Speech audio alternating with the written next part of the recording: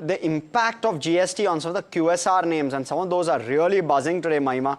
Take us through that.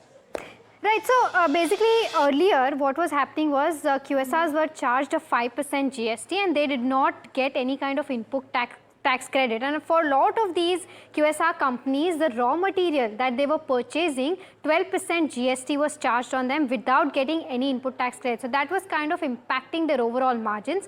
Now a lot of these raw materials that were being charged at 12% will now start to being charged at 5% once the GST norms, of course, reforms are announced, and that could possibly be a positive for QSRs because their input cost overall will go down and that will aid their margins. Overall, if we see raw materials constituting of that 12% GST mark are anywhere between that 10 to 45% for all of these QSRs. We've tried to break that down also for you. Let's try to pull up the table and see.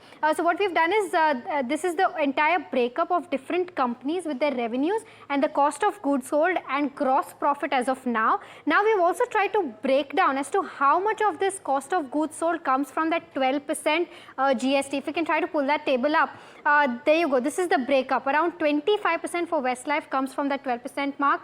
For restaurant brands, it's as high as 45%. For Jubilant, it's as high as 40%.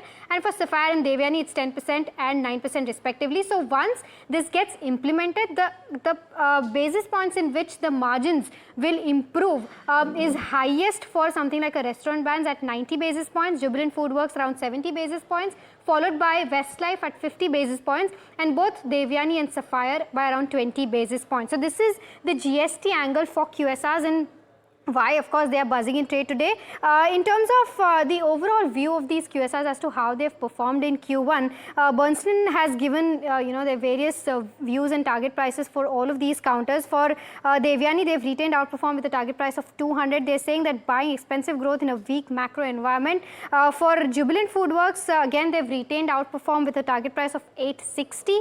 They're saying that overall Jubilant Food remains their top QSR pick, and it does better than peers and continues to do better than peers. In terms of Sapphire, it has retained market perform with a target price of 340, soft performance but promise of self-help on both KFC as well as Pizza Hut will augur growth going forward. And lastly, Westlife is where they are bearish on. They've maintained underperform with a target price of 640. They're saying it's a stable performance as to where Q1 stands, but overall there's positive commentary coming in from management that could possibly improve performance for Westlife going forward. So this is the overall view of what Bernstein has on QSR, and we